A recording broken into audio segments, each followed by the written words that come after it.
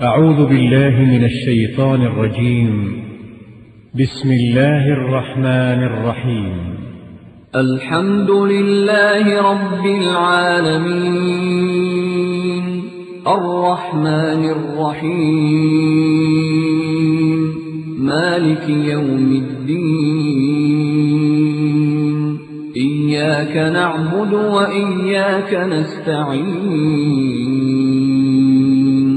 اهدنا الصراط المستقيم صراط الذين أنعمت عليهم غير المغضوب عليهم ولا الضالين.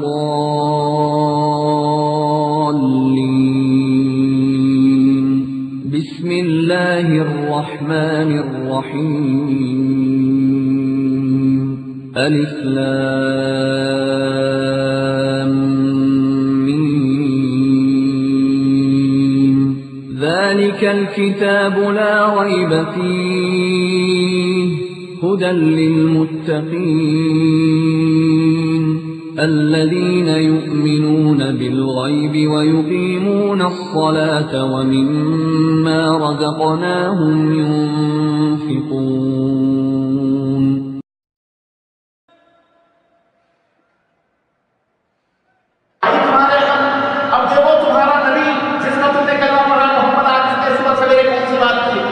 کیا بات تھی؟ انہوں نے کہا میں ایک رات میں جا کر واپس بھی آ گیا. اللہ کتنی عجیب بات تھی. پہلے اس نے کیا بات اقرار کروانے کی نہیں ہو سکتی. اب کہہ رہا ہے تمہارا نبی محمد صلی اللہ علیہ وسلم یہ کہتے ہیں ایک رات میں جا کر کے واپس ہے. ابو بکر نے کہا کیا میرے نبی نے یہ بات کہی ہے؟ کہا ہاں. کہا تو قسم کھا سکتا؟ کہا اللہ کی قسم تیرے نبی نے یہ بات کی ہے. ابو بکر ارے اس کا دماغ چل گیا ہے. ابو بکر نے کہا ان کا دماغ نہیں تیرا دماغ چل چکا ہے. اللہ کی قسم اگر میرے نبی نے یہ بات کی ہے تو میرا نبی ضرور جا کے آیا ہو. یہ ہے تعظیم اور یہ ہے توقیر. ابو جہل کہنے لگا ابھی تو تو قسمیں کھا رہا تھا کہ اللہ کی قسم 2 مہینے میں کوئی جا کے نہیں آ سکتا اور ابھی تو تو میرے سے قسم کھلا رہا تھا کہ میرے نبی نے یہ بات کہی ہے. اب تو ان کی باتوں کیسے مان رہا ہے؟ کہا کہ ان کی بات کے لیے میں قسم نہیں کھلا رہا تھا کہ انہوں نے کہا ہے یہ انہوں نے کہا ہے کہ نہیں کہا ہے. میں تجھے یہ قسم کھلا رہا تھا کہ کہیں تو جھوٹ نہیں بول رہا ہے. ارے میرے نبی نے کبھی جھوٹ نہیں بولا ہے. میرے نبی نے جو یہ بات کی ہے وہ تو سچی ہوگی. میں تیری سچائی کے لیے قسم کھلا رہا تھا. تو قسم کھا کی بات نہیں. میرے نبی نے یہ بات کہی ہے. تو جھوٹ نہیں بول رہا ہے. اللہ یہ ہے نبی کی تعظیم. یہ ہے نبی کی توقیر کہ نبی کریم صلی اللہ علیہ وسلم کی بات آ جائے تو ہمارے دماغ اور ہماری عقل وہاں فیل ہو جائے. وہاں اپنی عقلوں کو اپنی دماغوں کے پچھر نہ چھوڑو بلکہ نبوت کی بات کے پیچھے پیچھے لگا دو. میرے نبی جیسا کہہ رہے ہیں دنیا جھوٹ بول سکتی ہے. محمد رسول اللہ اللہ اکبر. حضرت ابو بکر وہاں سے آئے اور سیدھے نبی کریم صلی اللہ علیہ وسلم کی خدمت میں پہنچے. پورا واقعہ بیان کیا کہ اللہ کے نبی ابو جہل نے مجھ سے یہ بات کی ہے کیا یہ صحیح ہے؟ اللہ اکبر. ابو بکر نبی صلی اللہ علیہ وسلم نے فرمایا کیا ہے ابو بکر جب تم نے ابو جہل کی یہ بات سنی تو تم نے کیا کہا؟ میں نے کہا اگر میرے نبی نے یہ بات کی ہے تو واقعی میرا نبی سچا ہے. میرے نبی جھوٹ نہیں بول سکتے. تو اللہ کے نبی صلی اللہ علیہ وسلم نے فرمایا ابو بکر انت صدیق انت صدیق انت صدیق. ابو بکر تو سچا ہے تو سچا ہے اور تو سچا ہے. وہیں سے نبوت نے ابو بکر کو صداقت کا اور صدیقیت کا مقام لقب عطا فرمایا. انت صدیق. یہ ہے نبی کی تعظیم اور نبی کریم صلی اللہ علیہ وسلم کی. اللہ یہ دیکھو حضرت عمر فاروق اعظم جن کو فاروق کا خطاب ملا یہ فاروق اعظم ہے. اللہ اکبر. ان کی تعظیم کا مرحلہ دیکھو ذرا. اللہ اکبر. نبی کریم صلی اللہ علیہ وسلم مسجد نبوی میں تشریف فرما ہے. ابو حضرت عمر فاروق اعظم آئے اور توریت کا ایک نسخہ لے کر نبی کو دکھلایا کہ اللہ کے نبی یہ توریت کا نسخہ ہے میں لے کر کے آیا. اس میں بڑی عجیب و غریب باتیں اور دکھا کر اور مسجد کے ایک گوشے کے اندر بیٹھ کر کے پڑھنے لگے. حضرت ابو بکر حضرت عمر فاروق اعظم توریت کے اس نسخے کے پڑھنے میں مشغول ہیں اور ادھر محمد رسول اللہ صلی اللہ علیہ وسلم کا چہرہ مبارک سرخ ہوتا جا رہا ہے. حضرت ابو بکر نے دیکھا حضرت ابو بکر نے نبی کے چہرے کو دیکھا کہ نبی کا چہرہ سرخ ہو رہا ہے غضب سے غصے سے.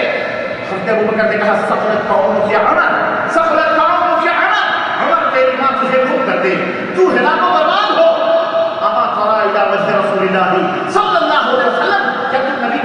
मुबारक की तरफ नहीं देख रहा है। अरे नबी को देख। उमर ने देखा नबी का चेहरा सुर्ख। हजरत उमर फारूक आजम नबी के दरबार में पहुंचे, घुटना टेक के बैठ गए और कहने आमन्तु बिल्लाहि रब्बन व रज़ीतु बिका नबिय्यन व रज़ीतु बिल इस्लाम दीनन। ऐ अल्लाह के नबी, मैं अल्लाह के ऊपर ईमान लाता हूँ, इस्लाम से मैं खुश हूँ, आपको मैं नबी मानता हूँ। मुझसे कौन सी गलती हो गई? मुझसे कौन सी गलती हो गई? मुझे माफ कर दे। हज़रत मुहम्मद रसूलुल्लाह सल्लल्लाहु अलैहि वसल्लम ने फरमाया, मेरे होते हुए तौरात के नुस्खे तुम पढ़ रहे हो, नबी की बातें पढ़ रहे हो। वल्लाहि वल्लज़ी नफ़्सी बियदिही लौ काना मूसा हय्यन लमा वसअनी इत्तिबाई व फ़ी रिवायतिन लौ काना मूसा हय्यन व तरक्तुमूनी वत्तबअतमूहु व तरक्तुमूनी लज़ललतुम अन सवाइस सबील। क्या उमर, उस ज़ात की कसम है जिसके हाथ में मेरी जान है, अगर मूसा जिंदा होकर आ जाएं, उन्हें भी मेरे इत्तिबा के सिवा कोई चारा। ऐ उमर, अगर मूसा जिंदा होकर के आ जाएं और तुम मुझे छोड़ दो, तुम सब और उनके पीछे पीछे चलने लगो, लज़ललतुम अन सवाइस सबील, तो तुम सिराते मुस्तकीम से भटक जाओगे, सीधे रास्ते से क्या हो जाओगे? बोलो, हट जाओगे। कौन है ये मूसा? कोई मामूली नबी? कौन है? कलीमुल्लाह, कल्लमल्लाहु मूसा तकलीमा। अल्लाह से गुफ्तगू करके आ रहे हैं। अल्लाह ने वो मकाम दिया है, किसी नबी से गुफ्तगू नहीं हुई, लेकिन मूसा से गुफ्तगू हुई है। और अल्लाह ने उनका जिक्र कुरान में फरमाया, वो कल्लमल्लाहु मूसा तकलीमा। अल्लाह ने मूसा से गुफ्तगू फरमाई। इतने बड़े नबी, इतने बड़े उलुल अज़्म नबी, कभी वो गुमराहियत की राहों पे ले जा सकते हैं किसी को? हरगिज़ नहीं। लेकिन उम्मत मुहम्मदिया अगर मूसा की बातों के ऊपर अमल करे तो वो गुमराह हो जाएगी। मूसा की बातों पर अपने नबी को छोड़कर अगर मूसा की बातों के ऊपर अमल करे तो वो गुमराह हो जाएगी। तो मेरे अजीजों बतलाओ, नबी का फतवा न चले, नबी का मसला न चले, नबी का दीन न चले, तो नबी का जब दीन न चले, उनका फतवा न चले, उनका मसला न चले, तो किसी उम्मती का दीन और उसका मसला, उसका फतवा नबी के मुकाबले में चल सकता? बोलो बोलो। ये दर्श मिलता है मोहम्मद रसूलुल्लाह सल्लल्लाहु अलैहि वसल्लम की ताज़ीम और तौक़ीर से, और यह है ताज़ीम और तौक़ीर हज़रत उमर फारूक आज़म, अल्लाहु अकबर। और ताज़ीम और तौक़ीर की यही उम्र है। एक यहूदी बिश्र नामी मुनाफिक यहूदी में झगड़ा हुआ, अल्लाहु अकबर। हज़रत नबी सल्लल्लाहु अलैहि वसल्लम की खिदमत में गया फैसला करने के लिए। अल्लाह के नबी ने मामला सुना, यहूदी के हक़ में फैसला दे दिया, क्योंकि यहूदी हक़ पर था, मुनाफिक को यह फैसला पसंद नहीं आया। कहा अब किसके पास जाएं? यहूदी तो हक मार रहा है, नबी ने तो उसको फैसला दे दिया। उसके बाद चलो उमर के पास चलते हैं, बड़े तेज तर्रार हैं, यहूदियों के दुश्मन हैं, तो हमारे मुआफ़िक़ फैसला कर देंगे। हज़रत उमर के दरबार में आया, घर में मौजूद थे, दरवाजा खटखटाया गया। हज़रत उमर फारूक आज़म बाहर निकले, कहा क्या मामला है? उस बिश्र नामी मुनाफिक ने कहा, मुसलमान था, नमाज पढ़ता था, नबी के पीछे कलमा सब कुछ, जैसे आजकल बहुत सारे मुनाफिकीन हैं हमारी सफ़ों में मौजूद हैं, कलमा पढ़ते, नमाज भी पढ़ते हैं, लेकिन अमल की बारी आती है खलास इकरार करते हैं, लेकिन दिलों में पता नहीं किन किन को बिठा करके पूछते हैं। तो अल्लाह के रसूल सल्लल्लाहु अलैहि वसल्लम, तो वो उमर फारूक आज़म क्या बात कहने लगे कि ऐसा ऐसा हमारा इसका यहूदी का मसला है, फैसला कर दी। हज़रत उमर ने कहा अच्छा फैसला करता हूँ। हज़रत उमर ने भी जुबान नहीं खोली थी कि यहूदी बोल पड़ा। उसने कहा उमर, फैसला करने से पहले ये बात भी सुन लो, ये कज़िया तुम्हारे नबी मोहम्मद के पास से हल होकर के आया। सुप्रीम कोर्ट ने मेरे हक में फैसला किया। सुप्रीम कोर्ट ने, बोलो, हाई कोर्ट में जाने की, ये अब हाई कोर्ट में लेके आया। सुप्रीम कोर्ट ने फैसला मेरे हक में दिया है, अब ये आपके पास दौड़ करके आया है कि आप फैसला करें। अब आपकी मर्जी है, जो चाहे फैसला करें, लेकिन ये सुन लें कि आपके नबी ने मेरे हक में फैसला किया। अल्लाह, उमर फारूक आज़म लरज़ उठे, घर के अंदर गए, कहा अभी मैं फैसला 2 मिनट में करता हूँ। तलवार निकाली, नंगी तलवार लेकर के आए, मुनाफिक की गर्दन उड़ाई और कहा हाज़ा क़ज़ा उमर मन लम यर्ज़ बिक़ज़ाइ नबीना मुहम्मद सल्लल्लाहु अलैहि वसल्लम, कि ये उमर का फैसला है, जो मेरे नबी के फैसले को न माने उसे इस ज़मीन पर जीने का हक़ ही नहीं बनता, एक पल भी नहीं हो सकता। अल्लाह, ये है तौक़ीर नबी के बातों की, नबी के फैसलों की, नबी के गुफ्तगू की, नबी के अहादीस की, यह है ताज़ीम नबूवत के हुक्म की। और आज हम कितनी तो ताज़ीम का वो तौक़ीर करते हैं, बोलो। सोचो मुसलमानों, अपने अपने गिरबानों में डाल करके सोचो तुमने कितने फितने पाले हैं अपने दामन में। उम्मत को टुकड़े टुकड़े टुकड़े टुकड़े टुकड़े टुकड़े टुकड़े टुकड़े कर सब मुसलमान बने फिर रहे हो माशाअल्लाह तबारक अल्लाह, सब जन्नती होने के दावेदार हैं। अल्लाह के बंदो कुछ तो हया करो, शर्म करो, नबूवत के फैसलों को मानो। तुम्हारे पास नबूवत के फैसले नहीं हैं, तुम्हारे घरों में नबूवत के फैसले नहीं हैं। मैं दावे के साथ कहता हूँ अक्सरियत के पास नबूवत के फैसले नहीं है। अक्सरियत उम्मतियों के फैसलों पर, मुफ्तियों के, मौलवियों के, फलाने के सदों पर चलती है। नबी करीम सल्लल्लाहु अलैहि वसल्लम के फैसले उन्हें पसंद, बोलो उन्हें पसंद नहीं आते, उनका दिल फसाता है और न जाने ऐसा भर दिया है। तुम क्या समझो हदीस, तुम क्या समझो कुरान, हमने जो कह दिया खलास, हमारे हजरत के पीछे चलते रहो, वो बड़े बड़े अल्लामा हैं उनके पीछे पीछे चलते रहो खलास। ये नबूवत की ताज़ीम और तौक़ीर नहीं, बल्कि ये नबूवत की तौक़ीर, ये नबूवत की बेइज्जती है, ये नबूवत की बेइज्जती है, ये नबूवत की बेइज्जती है। और उर्वा इब्न मसऊद को देखो, हज़रत उर्वा इब्न मसऊद सुलह हुदैबिया मुसलमान नहीं हुए हैं। सुलह हुदैबिया मारूफ जगह, मारूफ सुलह कुफार मक्का से सुलह हुई थी। सुलह हुदैबिया में कुफार की तरफ से आए थे सुलह सपाटा करवाने के लिए, मुंशी बना करके भेजे गए। जब नबी करीम सल्लल्लाहु अलैहि वसल्लम की सुलह हो गई, जब मक्का वापस हुए तो कुफार मक्का से नबी सल्लल्लाहु अलैहि वसल्लम जो उन्होंने देखा था, उर्वा इब्न मसऊद ने वो हालात बयान कर रहे हैं, कुफार मक्का के सामने रिपोर्ट पेश कर रहे हैं। और क्या कह रहे हैं सुनो, कह रहे हैं अल्लाह की कसम, ऐ लोगों, ऐ मक्के के लोगों, मैं बड़े बड़े बादशाहों के दरबार में वफद लेकर के गया हूँ, मैं कैसर और किसरा नजाशी के दरबारों में भी हाजिर हुआ, लेकिन अल्लाह की कसम मैंने कोई ऐसा बादशाह नहीं देखा कि उसके साथी उसकी इस तरह ताज़ीम करते हों जैसे मोहम्मद सल्लल्लाहु अलैहि वसल्लम उनके साथी उनकी ताज़ीम करते हैं। अल्लाह की कसम मोहम्मद सल्लल्लाहु अलैहि वसल्लम जब थूकते हैं तो उनका थूक किसी न किसी आदमी की हथेली पर पड़ता है, जमीन पर पड़ता है। ये ताज़ीम उर्वा इब्न मसऊद सही बुखारी की रिवायत कहते हैं जब वो थूकते हैं तो थूक जमीन पर नहीं पड़ती, किसी न किसी बंदे की हथेली पर। कहते हैं कि जब और फिर वो हथेलियों पे लेकर अपने चेहरों पर, अपने बदन पर मारते हैं। अल्लाह, उनका तो जिस्म, उनका तो पसीना भी खुशबू भी खुशबू। अल्लाह, और जब वो कोई हुक्म देते हैं, ये सुनो उर्वा इब्न मसऊद अभी मुसलमान नहीं है, कुफार मक्का के सामने रिपोर्ट पेश करते कि जब मोहम्मद सल्लल्लाहु अलैहि वसल्लम जब कोई हुक्म देते हैं तो उस हुक्म की तामीर में सारे सहाबा टूट फौरन तामीर। यह है ताज़ीम, ये क्या है बोलो, तौक़ीर।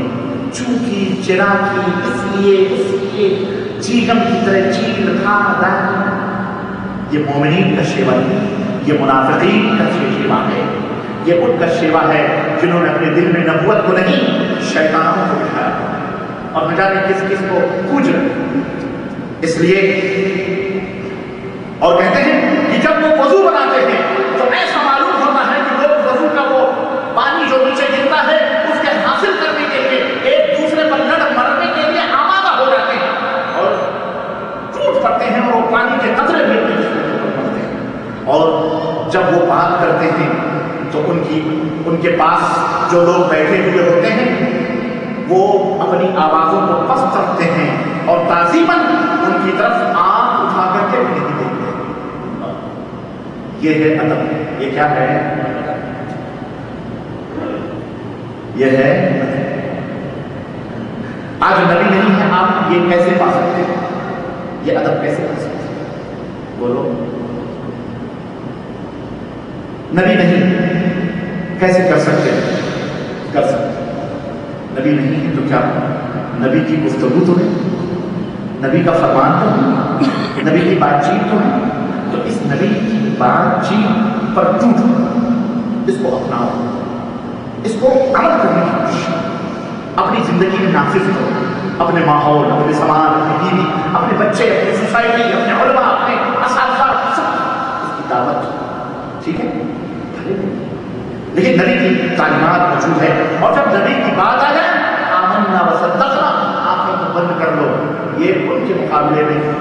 سامنے آنکھوں کو بند کرنے کا. یہ حدیث صحیح بخاری کے اندر ہے. اور یہ اسامہ رضی اللہ تعالیٰ عنہ کو دیکھا. غلام کے اسامہ بن زید، غلام کے بیٹے، نبی صلی اللہ علیہ وسلم نے شام والوں کو چڑھتی دکھانے کے لیے امیر لشکر بنایا تھا. بڑے بڑے صحابہ موجود ہیں. اور 19 یا 20 سال کے اسامہ کو، 22 سال کے اسامہ کو نبی صلی اللہ علیہ وسلم نے امیر لشکر بنایا. اور کس کو؟ غلام کا بیٹا. کس کو؟ آخری حد تک نبوت نے جاہلیت کی تمام تار اور پاؤ اس کی جڑ کو ختم کرنے کی کوشش کی. کہ اگر کسی صحابی کے دل میں ذرا بھی نسبت یا تکبر یا غرور ہو کہ ہم آزاد ہیں، ہم قریشی ہیں، ہم فلاں ہیں، یہ بھی ختم ہو. ان کا امیر غلام بنایا ہے، غلام کا بیٹا بنایا. اور کہا جاؤ شام کو لڑکی دے کے آؤ. ادھر حضرت اسامہ لشکر کو لے کر کے شام کی طرف بڑھتے ہیں. اور ابھی جھوف جو مدینے سے بالکل متصل علاقہ ہے وہاں پہنچتے ہیں کہ میرا خبر پہنچتی ہے کہ پیغمبر اسلام خاتم النبیین حضرت محمد رسول اللہ صلی اللہ علیہ وسلم دنیا سے وفات. فوج رک جاتی ہے، جو رک جاتی ہے، لاشیں نبی رکھی ہوئی ہے. اور پھر 33 گھنٹے تک نبی کریم صلی اللہ علیہ وسلم کی لاشیں مبارک روئے زمین کے اوپر تھی، اوپر تھی زمین کے چارپائی پر پڑی ہوئی تھی. صحابہ فیصلے کر رہے ہیں کہاں دفن کیا جائے، کیا وہ تمام سب ہو چکے. اتنے میں کیا ہوا کہ قبائل جو مدینے کے قرب و جوار میں تھے انہوں نے بغاوت کا اعلان کر دیا.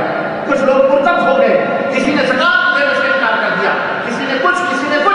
خبر پہنچی کہ قبائل جو ہیں مدینے کے قرب و جوار انہوں نے بغاوت کا اعلان کیا ہے. اور آنن اور فانن کبھی بھی مدینے پر حملہ ہو سکتا ہے اور مدینے کی اینٹ سے اینٹ بجائی جا سکتی ہے. اس لیے وہ فوج جو نبی صلی اللہ علیہ وسلم نے انہیں شام کے لیے بھیجی ہے اس فوج کو واپس بلا دیا جائے اور مدینے کے اندر تعینات کر دیا جائے تاکہ کوئی دشمن کی ریخت اٹھا کر کے. تمام صحابہ کرام آئے. ابو بکر صدیق خلیفہ بنائے گئے تھے. ابو بکر صدیق کے سامنے یہ معاملہ رکھا گیا.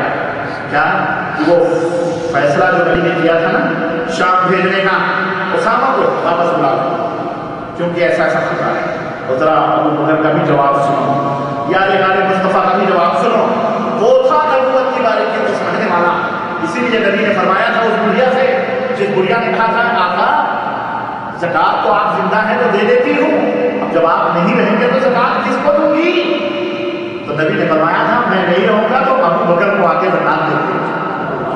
اشارہ نبی نے اسی وقت فرما دیا تھا کہ میرے بعد اگر اس مسلک پر کوئی بیٹھنے والا ہے خلافت کا تو کون ہے؟ ابو بکر صدیق. اللہ کے نبی نے فرمایا تھا کہ اللہ میں دنیا کے تمام قرضوں کو میں چکا سکتا ہوں لیکن اے ابو بکر تیرا قرضہ میں کبھی چکا نہیں سکتا. جنت قیامت تک ابو بکر نے سارے دروازے کھولے ہوئے تھے. اللہ کے نبی کہتے ہیں کہ سارے دروازے بند کر دو. ابو بکر نے پھر دروازہ کھولا. یہ مقام تھا ابو بکر صدیق کا. تو ابو بکر رضی اللہ تعالیٰ عنہ نے کیا کہا؟ والذی لا الہ الا هو لو جرت الكلاب بارجل ازواج النبی صلی اللہ علیہ وسلم ما رددت جیشا وجهه رسول اللہ صلی اللہ علیہ وسلم. وفي روایت واللہ لا احل عقدة عقدها رسول اللہ صلی اللہ علیہ وسلم.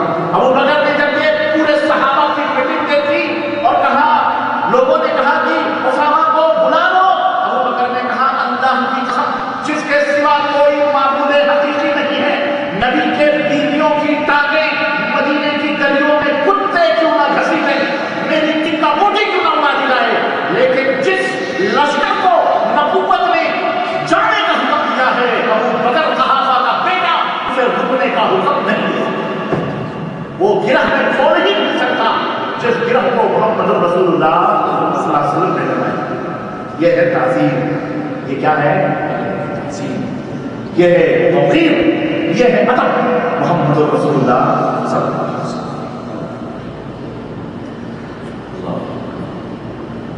اسامہ کہتے ہیں، اسامہ بن شریک ایک دوسرے صحابی کہتے ہیں اتیت النبی صلی اللہ علیہ وسلم واصحابہ حوله كأننا على رؤوسهم طير. رواہ الاربعہ. کہتے ہیں کہ میں نبی صلی اللہ علیہ وسلم کے پاس آیا اور میں نے دیکھا کہ ان کے صحابہ ان کے ساتھ ایسے بیٹھے ہیں خاموشی کے ساتھ جیسے ان کے سروں پر پرندے حرکت خاموش.